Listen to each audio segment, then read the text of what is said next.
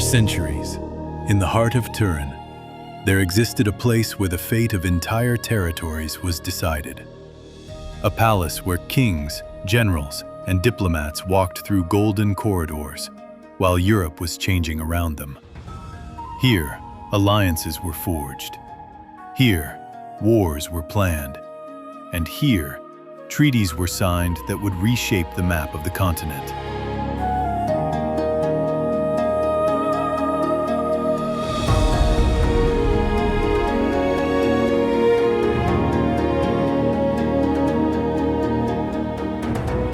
Hello, I'm Mike.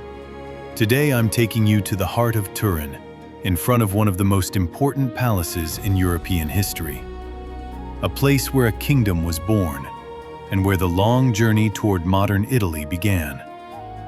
This is the Royal Palace of Turin, a place that today appears silent, almost motionless. But for more than 3 centuries, it was the center of a power capable of shaping history. From these rooms began a political project destined to transform an Alpine dynasty into a European monarchy. And from this palace, many years later, the path toward modern Italy would begin. In the heart of Turin, overlooking Piazza Castello, there stands a place where time seems to move more slowly. A place of silent corridors, frescoed ceilings, and vast halls that witnessed centuries of power. This is the Royal Palace of Turin. Today, it is a museum, a place visited every day by thousands of people from around the world. But for more than 300 years, it was something very different. It was the political center of the House of Savoy, one of the longest-lasting dynasties in European history. From these rooms, decisions were made that changed the destiny of entire regions. Ambassadors arrived here. Alliances were negotiated here. Wars were planned here. And here, a vision slowly began to take shape.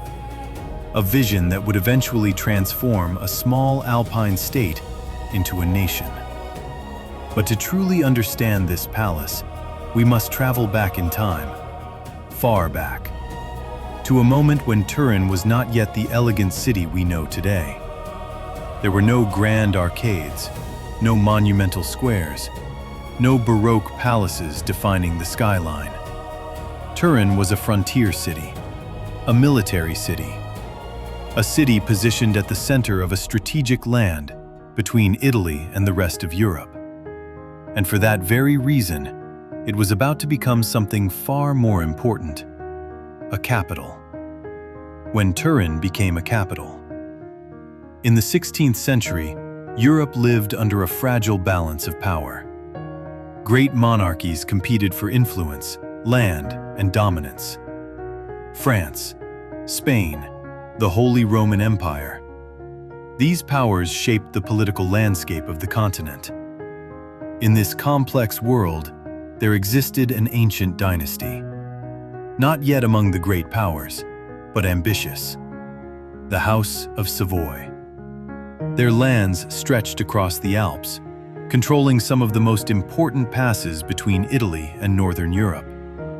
For centuries, this position gave them strategic importance, but it was not enough. Their capital lay beyond the mountains, in the city of Chambéry. Important, yet distant from the political heart of Italy. Then one decision changed everything. In 1563, Duke Emmanuel Philibert of Savoy moved the capital to Turin. It was a calculated decision. Turin stood closer to the Po Valley. It was easier to defend. And it was perfectly positioned to govern territories increasingly oriented toward the Italian peninsula. Yet the city he found was far from the capital he imagined. Turin was still a compact city surrounded by defensive walls. Its streets were narrow, its buildings modest. The monumental architecture we see today did not yet exist. But Emmanuel Philibert had a vision. He wanted to transform Turin into a modern capital, a city capable of representing the ambition of his dynasty. a city that could stand beside the great capitals of Europe. And for that, something essential was needed: a symbol of power, a residence worthy of a court, a palace that would become the heart of the state. The birth of the Royal Palace. And so, the construction of the Royal Palace of Turin began. The first nucleus of the palace rose upon the foundations of an older residence, once belonging to the bishops of the city. But the Savoys envisioned something far greater. Not simply a building, a court, a political center, a visible expression of power. Among the architects involved was Ascanio Vitozzi, one of the most important designers of his time. His vision was clear. The palace had to be elegant, but also functional. It needed to house not only the ducal family, but the entire machinery of the state: ambassadors, officials, military officers, servants. Over the years, the building expanded. New wings were added. Inner courtyards appeared.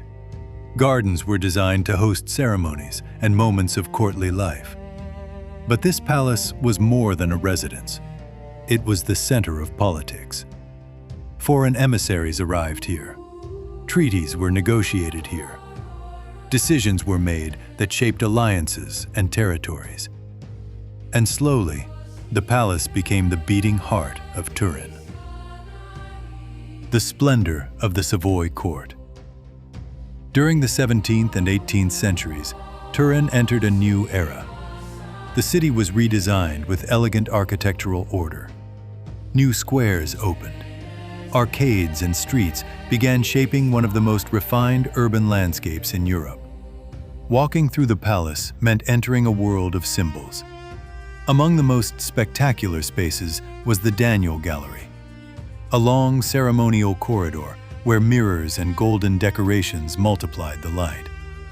Guests passed through this gallery before reaching the most important halls. It was a carefully designed experience, a theatrical introduction to the magnificence of the Savoy court. Because in the great monarchies of Europe, politics was also a matter of image. And the palace had to impress. It had to show that the House of Savoy was becoming a true European power. When the Savoys became kings. At the beginning of the 18th century, Europe was shaken by the War of the Spanish Succession, one of the great conflicts of the age. The Duchy of Savoy became deeply involved, and in 1706, Turin itself was besieged by the French army. For months, the city resisted. Its fortifications were tested. The population lived in uncertainty. But in the end, the siege failed. Allied forces led by Prince Eugene of Savoy liberated the city. It was a turning point. In 1713, Duke Victor Amadeus II received a title no Savoy ruler had ever held before. He became king.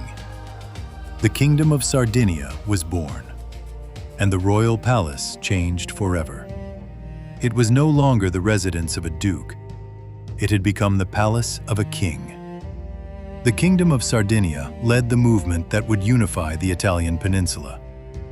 Within these walls lived rulers who would shape the future of a nation: Charles Albert, and later, Victor Emmanuel II. Together with his prime minister, Camillo Benso, Count of Cavour. In 1861, the Kingdom of Italy was proclaimed. Turin became the first capital of the new nation, and the Royal Palace stood at the center of that historic transformation.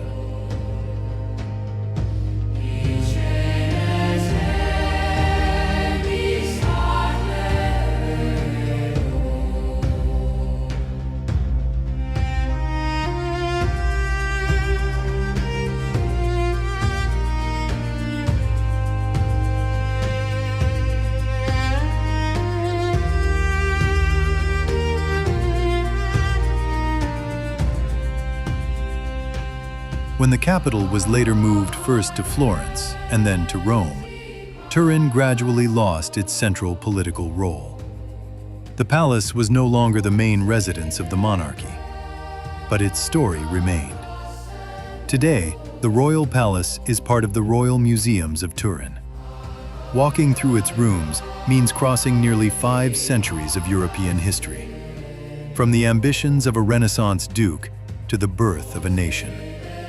And while the city continues to evolve around it, the palace remains there, silent, imposing, a witness to time.